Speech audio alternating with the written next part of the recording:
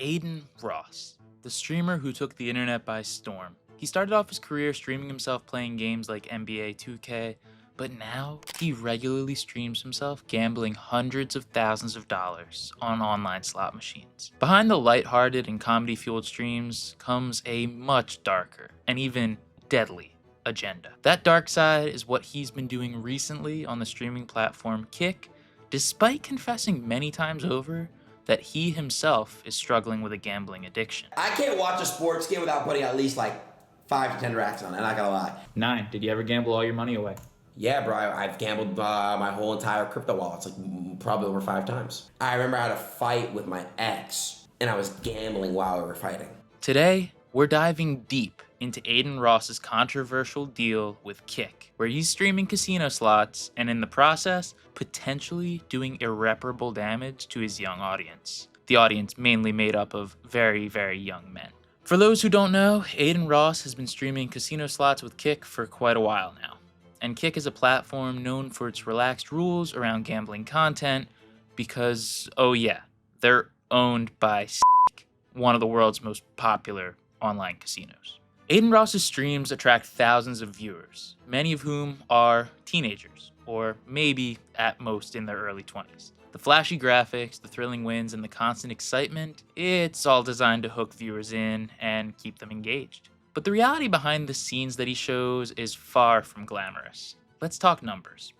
Adin Ross reportedly signed a lucrative deal with Kick. He earns $200 million over the course of 3 years for streaming casino content. But there's more to it. He gets paid more when his referral clients, that's the viewers who sign up using his referral link that he uses on streams, lose money gambling. That's right, Adin Ross profits when his fans lose their money, or in their case, sometimes their parents' money. This is exactly why I had to make a video about him today. My name is Rob, and I'm a recovering gambling addict. For far too long, I believed that gambling would be profitable for me, and I even had dreams of becoming a professional gambler. When I would watch slot streamers like Adin Ross, I'd actually live vicariously through them, and even dream of one day getting a streaming deal of my own. It wasn't until I found out just how predatory these streams actually are, and how these streamers really make their money, that I saw through the disgusting scam that it truly is. I want you to smash that subscribe button so I can continue to share everything I've learned about this industry so that you never have to make the same mistakes that I did. Because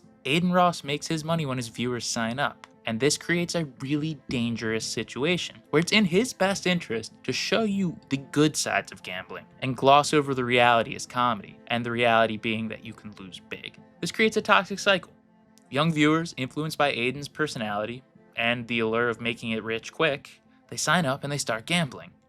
When they lose, which is statistically inevitable in the long run, Adin gets richer, but they get poorer. Are you seeing the problem? Gambling addiction is a serious issue, especially among young people like myself. Our brains are still developing, and we're way more susceptible to addictive behaviors. It is a well-known fact in the scientific community surrounding gambling addiction that the younger someone starts gambling, the more likely it is that they will develop an addiction to it. When influencers like Adin Ross promote gambling to their young audience, it can have devastating consequences that go far beyond just financial ruin. It can bring along mental health issues and strain relationships in their lives. All of this can create a cycle that might repeat itself for many decades to come. And as we get older, we have more to lose. The psychological impact on these young viewers is profound. The thrill of the win, followed by the crushing disappointment of a loss, creates a roller coaster of emotions that lead to an addictive behavior.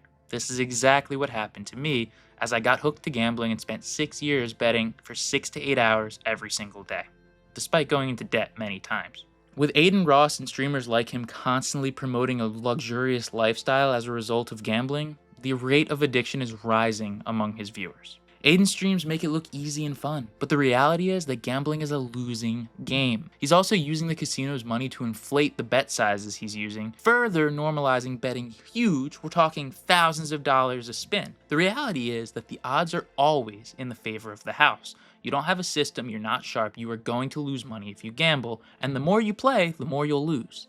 But don't take my word for it. Take the co-founder of BetMGM, Kenny Alexander's word for proof. This is what he said. I'm not going to sugarcoat it. 99% of customers who play on our sites will lose. So you're probably losing more if you play more. I'll be very straightforward. pretty straight to the point. Adin Ross's streams are giving his young audience an absolutely false sense of hope and excitement, which can lead to some really serious problems. The irony in all of this is that Adin has repeatedly admitted that he's developed gambling problems as a result of his streaming. Yet, to satisfy his massive contract, he continues to exploit his audience, despite knowing exactly how much pain could be brought into their lives as he's going through it himself. Oh, you don't believe me? That he said it? Well, I showed you a little teaser in the introduction, but here's the rest of him answering the 20 questions that Gamblers Anonymous uses to determine if you have a gambling addiction, from my TikTok video. You're a gambling addict. Well, you might be. Let me see. Most gambling addicts will answer yes to at least 7 of these 20 questions. Okay. Who is a gambling addict, chat? I can't watch a sports game without putting at least like 5 to 10 racks on it. I'm not gonna lie. 1. Did you ever lose time from work or school due to gambling? Yes. There's days I didn't stream because I lost a lot that night. Yes. 2. Has gambling ever made your home life unhappy? Yeah, for sure. I lost like $1 million one night and I wanted to, kill myself. 3. Did gambling ever affect your reputation? Definitely. When I first got the steak deal, people looked at me weird. 4. Did you ever feel remorse after gambling? Oh, for 100,000%. That's, yeah, for sure. 5. Did you ever gamble to use that money to get out of debt? Yeah, I remember I was in debt with train wrecks. I think like $200K. I put that whole $200K in a blackjack. 6. Did gambling make you less ambitious? Oh, 100%. Once I got, my deal and I would gamble with hundreds of thousands of dollars, it killed a lot of my work ethic and ambition, for sure. 7. If you lost, did you ever feel like you had to immediately go and try to win it back? 8. Instantly, bro. It's like as soon as I lost it, I would just redeposit instantly. 8. After winning, did you feel like continuing to play to win more? Of course, my greedy ass, man, I don't know what it is in my blood, but, I would win like $500K and then I would, be like, can I get to 750? 9. Did you ever gamble all your money away? Yeah, bro, I've gambled my whole entire crypto wallets, like probably over 5 times. 10. Did you ever borrow money to gamble? Train racks, Eddie, you name it. Phase banks, a lot of people, yeah. 11. Have you ever sold anything to gamble? Yes, I have. I once sold a CryptoPunk to gamble because I know ETH. Yeah. 12. Were you reluctant to use gambling money for normal expenses? For sure. I remember one time I had a private jet. It was like $30,000, and I was like, fuck it, what if I just do a blackjack hand? 13. Did gambling make you careless of your family's health or even your own? For sure, bro. There's times where I would literally gamble from like 1 a.m. to like 9 a.m. And, my mom was like, Aiden, what the fuck are you doing? And like, my mom would just trip out on me. My dad was like, Aiden, I'm so disappointed in you. I put a specific girl through trauma, because I would be up late night hours gambling and yelling at them, while I was losing. I'd be like, what the fuck? Fuck you. Stop fucking telling me to come to bed, bitch. Down money still, 14. Did you ever gamble for longer than you had planned? Oh, yeah. All the time. All the time. Yeah, for sure. 15. Did you ever gamble to escape negative emotions like worry, trouble? Oh, yeah.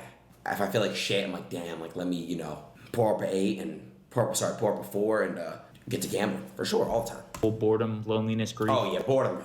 Ugh. Or loss? 16. Did you ever do anything illegal or think about doing anything illegal to keep gambling? Yeah, I've actually, yeah, for sure. Back when I wasn't who I am now, but yeah, bro, of course. 17. Did gambling make it difficult for you to sleep? Oh my God, once you hit a big win or you lose a big amount, you can't sleep for like 3 hours. Your whole adrenaline is throughout your body. You feel great or you feel like shit and you want to just, oh yeah. 18. Do you want to gamble when you get into an argument or you feel frustrated? I remember I had a fight with my ex and I was gambling while we were fighting. So I was in a $50,000 sweet spot while we were arguing. And she looked at my phone and said, what the fuck are you doing? I said, gambling.